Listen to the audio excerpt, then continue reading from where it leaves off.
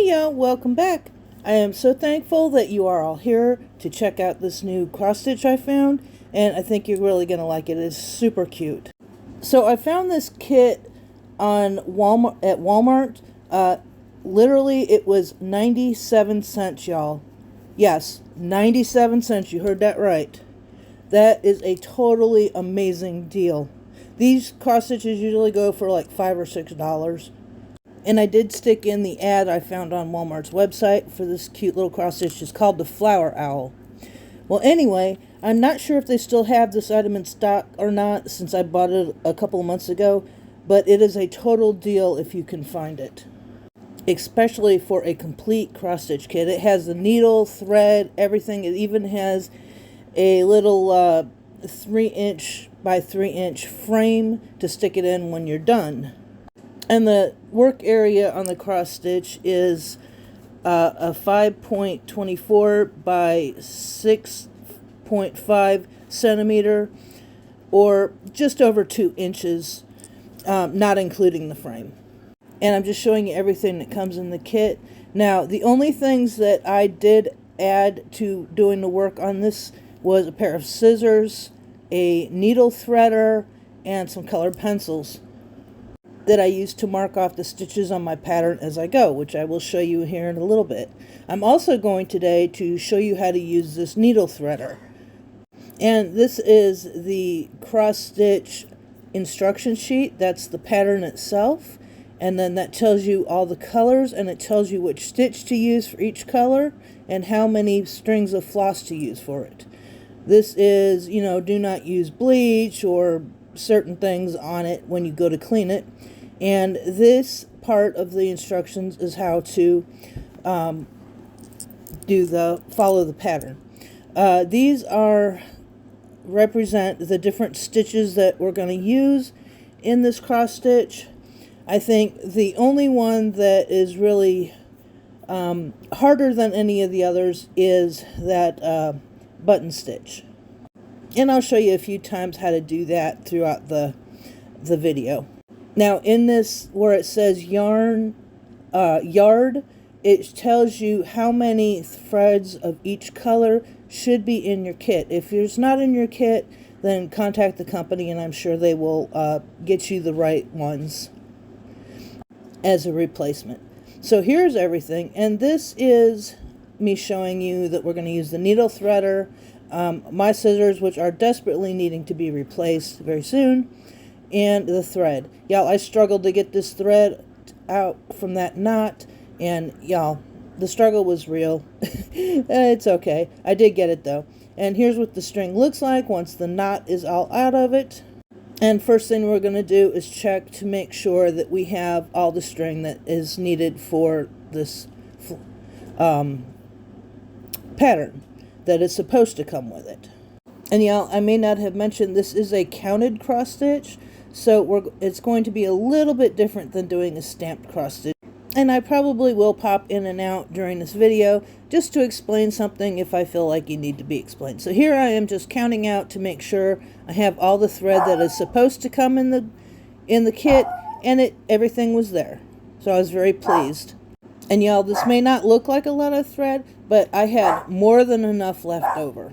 So first thing I'm going to do is I'm going to separate the different colors just like this, so I can access them a little easier and so they don't get tangled up. So here we're going to look at the directions. It says the first step is to cut your lengths in half so that they're easier to work with. So that's what we're going to do. I'm going to do it by each color. I'm going to loop them around to match up both ends. As you see here, we're matching up the ends, and we have a loop at the back. So the loop at the back is where we're going to cut. I do it this way just to make sure that my thread lengths are even, just because that's how I do it. It's the easiest way I've found to keep my thread from tangling. Now I'm going to do that with each color, and then we will go to the next step in our pattern instructions. And y'all, I will be doing a step-by-step on this project just so you can see what it looks like as we go through the pattern and complete it. And y'all, it took me probably 4 or 5 hours to complete this whole project. I am kind of a fast stitcher, so if you do this, it may take you longer, it may take you less time. That just depends on you. And as you see, there are only 5 colors to this project, which is kind of nice. It's a simple project. So there's a pink, a yellow green, a turquoise, a black, and a white. Pretty simple. So step number 3 to start our cross stitch is to separate your strands. And if you've never used this kind of embroidery thread before, each length of embroidery thread has 6 strands inside of it to make up the full length of it. So what it means by separating, and I will show you here in just a minute, is that you will actually separate each individual strand from the main length of embroidery thread. And since our Aida fabric, which is the fabric that we're doing the stitching on, is a number 14, which is fairly small. It's not the smallest, but it's smaller than the 11. You're going to use 2 strands for each stitch instead of 3 or 1 or whatever. So here I'm showing you how to separate the strands, and see how there's 6 inside of that one, and you will separate 2 of those for 1 length to work with at a time. I will say, when you are separating the strands like these, please be careful. I am showing you how to do it so that you don't wind up with tangles in your thread and have to cut it even further, smaller down. You don't really want to do that. So all I do is I separate 2 threads out, and then I run my finger down the center to keep the remaining thread that I'm separating from tangling. And you see how easy that was? Now, during the process, if you have any questions about what I'm doing or how I'm doing it, go ahead and leave them in the comments so I can answer any questions you might have. And we're going to just take the needle out of the little pack and get it threaded so that we can start our project. And y'all, I did struggle. I should have just cut this plastic to get it out, but I just struggled with it and it finally came open. So anyway, here's the needle. It is a dull pointed needle, so there's no sharp point to it. So it's not, a sharp point is not needed for doing cross stitch. So here we go. This is the threader. First of all, I take the eye of the needle, which is the fat part, and I slide it in over that hook. You see how it's attached? Now I take my thread and I put it into that hook, just like that. See how it goes, just clips into that hook, and then I slide my needle completely off the entire thing, and now your needle is threaded. Simple, easy, lemon squeezy. So now that's ready to go, and we're going to look at the canvas itself. Now, unlike a stamp cross stitch where you can start anywhere, in a counted cross stitch you want to start in the dead center. See right there where that fold is, and if your canvas isn't already folded, go ahead and fold it up to match the ends so that you have your starting spot. And here where those little arrows are on the pattern is how you find the exact center of your pattern. And I put a little mark there so I know where I'm supposed to start my work on this pattern.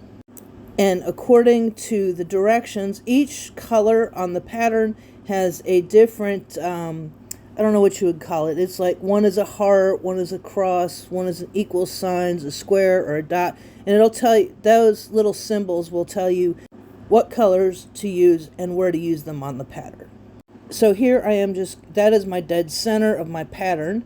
So I am going to start 1 over, according to what my pattern says, 1 away from the center to start stitching.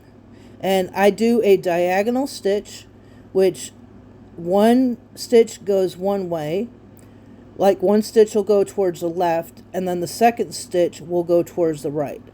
And here I am showing you how to tie off the ends so that your cross stitch will not come unraveled after it's already stitched. So here is the diagonal. This will be going right the first stitch went left and this stitch will be going right. So I loop that over, and then I pull the whole thing through, and that should secure your thread. And there are several ways you can do this. If you have a whole line of stitches from the same color, you can just go all the way down the line, going on your left stitch, and then turn around and come back on your right stitch.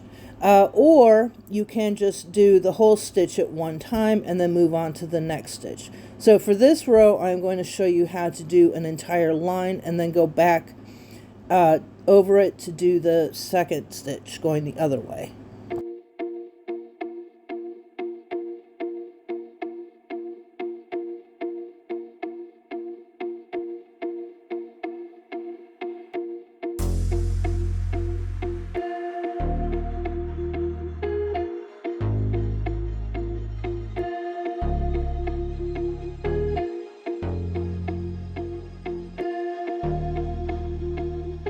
And now I'm going to just mark off the stitches that I've done so I know exactly where I've been. And that's part of doing the counted cross stitches. You have to count the stitches so that you have them, so that they are the appropriate number in the appropriate place and it doesn't distort your picture.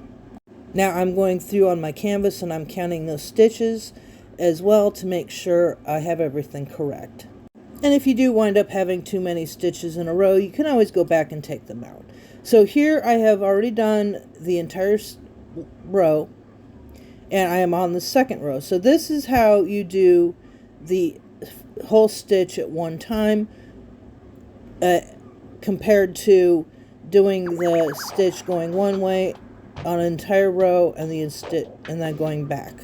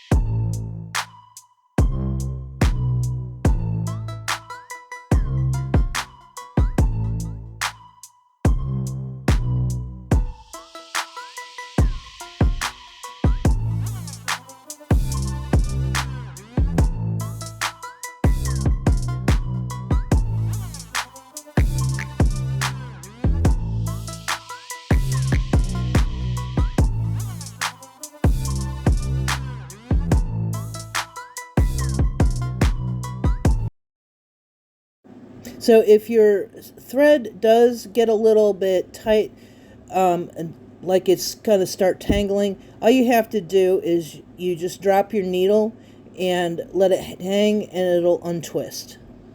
Just a little tip there, just in case you need it. So here you'll see I'm at the end of this length of thread, so I'm going to put it through the hole and into the back of my stitching, and we are going to run it through the back of several of these stitches to secure it, and I do that twice for each thread just to make sure it's not going to come unstitched. And now that that's tied, we can go on to our next length of thread and start just the way we did with the first length. And just keep repeating these steps until you get this entire color, the section of this color finished, and then we will be back.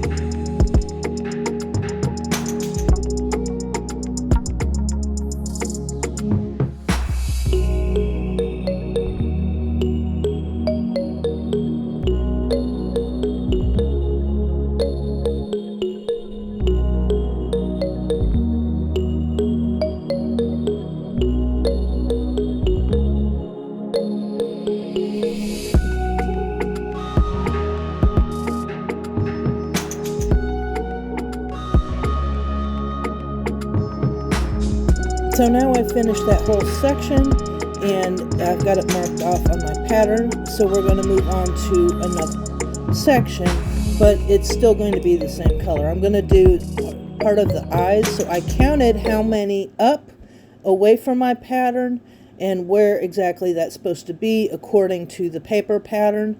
So I'm showing you that I'm going up 2 stitches above where I've already worked and going to put that next stitch in.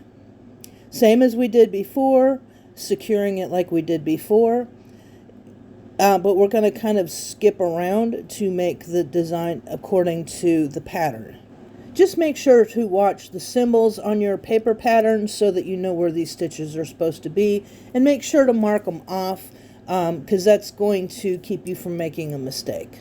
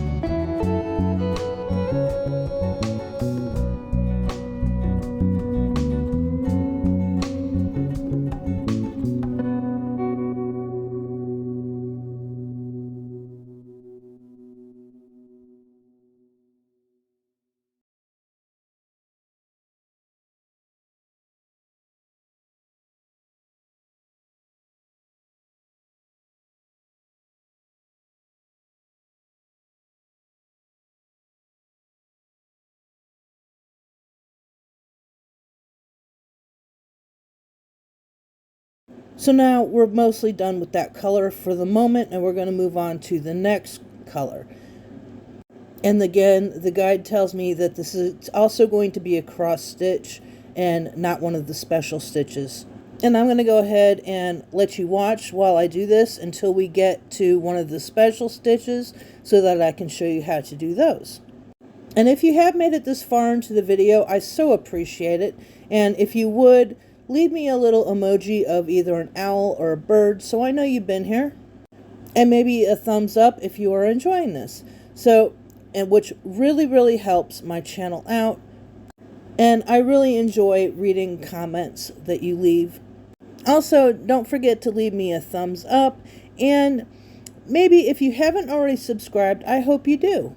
I do stitching and I also do nails. So you have 2 different things that you can watch on my channel according to what you are interested in.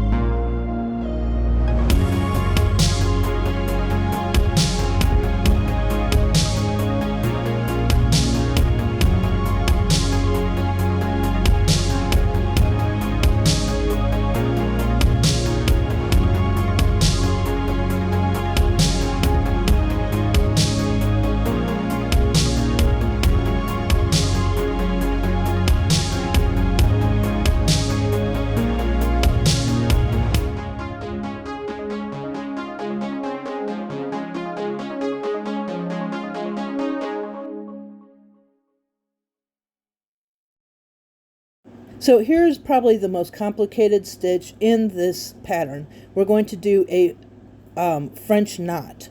Now it says to use 2 threads of black, but I'm going to use 2 threads of black and 2 threads of white just because that's personally how I want this to look.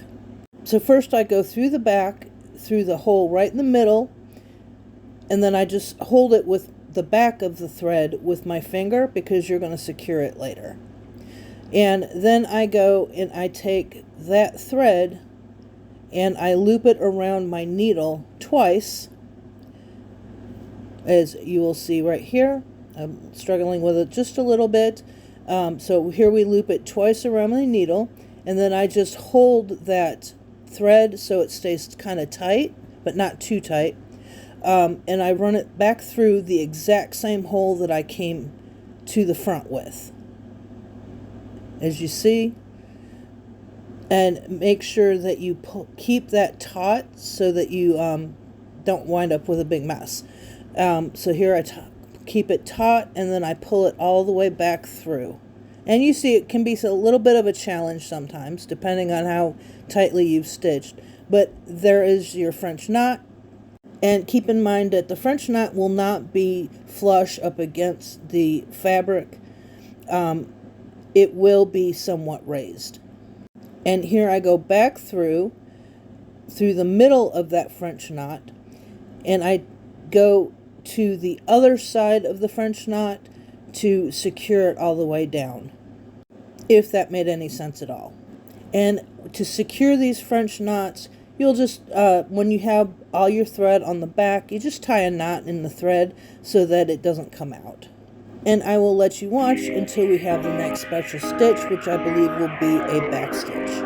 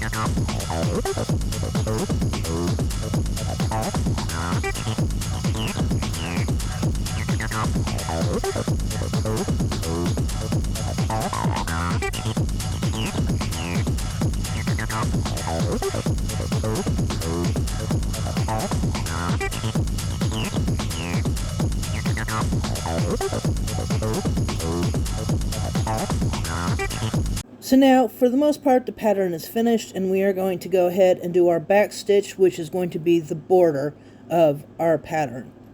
And you usually only use one thread, but I'm using two here just because that's how I want it to look. And then you put it in one stitch, and see how I'm showing you a different way to loop that, secure that thread. And then I go back in to get the stitch underneath it and go backwards.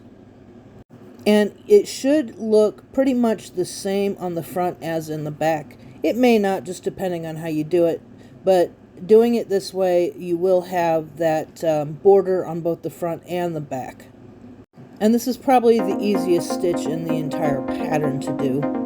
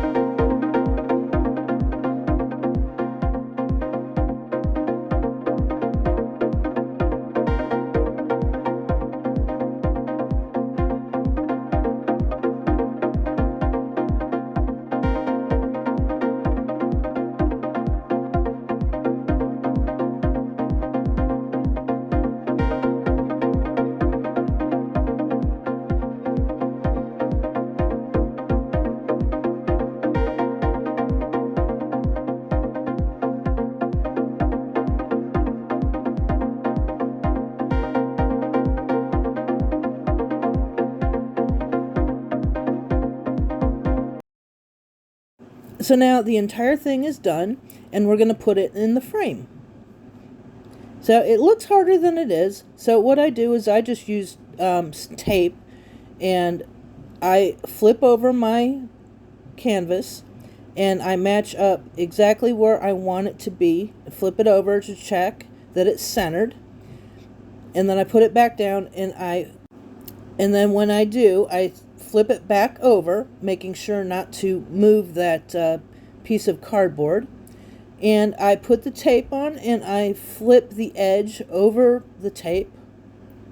Now this is a double-sided tape. You don't have to use a double-sided tape. You can just use regular tape, whatever suits your purpose. So I just flip it over, and see that's one fold. And I didn't get it quite centered there, so I'm going to recenter it. And then you do that to the top and the bottom, and then you'll go back and do it to the two sides, making sure that that tape has your canvas secured onto that piece of cardboard. If you have any tape that is bigger than your canvas, then you can go ahead and trim that off at the very end. And after your canvas is secured to that cardboard, then you're going to slide it into the frame, and you will be all finished. So I hope you enjoyed this tutorial. Let me know what you think about this tutorial and what you think about this cute little cross stitch in the frame. And that is pretty much it. So I hope you enjoyed this short tutorial. Well, it's probably longer than most of my videos. So if you stuck with me, I really, really appreciate it. Love and hugs as always, and I hope you have a wonderful day wherever you are.